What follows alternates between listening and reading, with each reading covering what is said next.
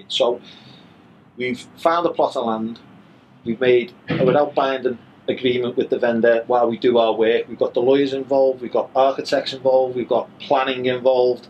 Everything works out, it's utopia, everything is perfect and what we think. We've got a lender, then we make an offer. That's when we make the formal offer to be accepted, because we have funds in place, we have planning in place, and we have a vendor willing to sell. And so that's when the jigsaw starts to come together. So at that point then, again, in a normal mortgage sense, you're the buyer, you've got to come up with a deposit. Yeah. How are we going to come up with a deposit? As I mentioned earlier, the idea of skin in the game, what we're going to propose to the membership is that we go to a community share issue. Community shares are a form of withdrawable share capital. They're not the same as ordinary shares in that you're not guaranteed the dividend, but there's the possibility of interest, and should everything go to plan, you will get your capital back in due course. But hang on, we've already got shareholders. Yeah, they're the members. They're the members of the club. They're the voting shares. Community shares are not the voting shares. Community shares are investments in the facility that we're going to be developing. So, do you have to be a member in the club to purchase a community share?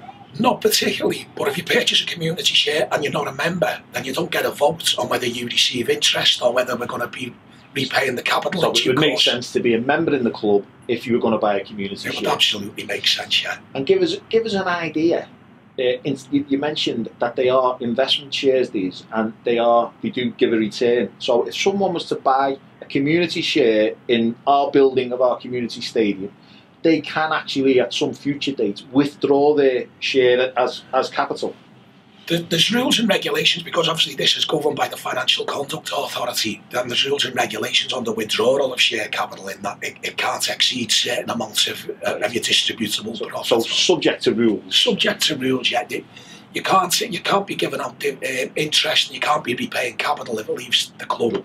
But if some particular member has bought a community share, £100 or £1,000 or whatever it turns out to be, and they fall on hard times, they can say, lads, I need my £100 back. Well, there will be a provision within the offer to say that within a certain period of time nobody can do that, because that would compromise the capital base of the club.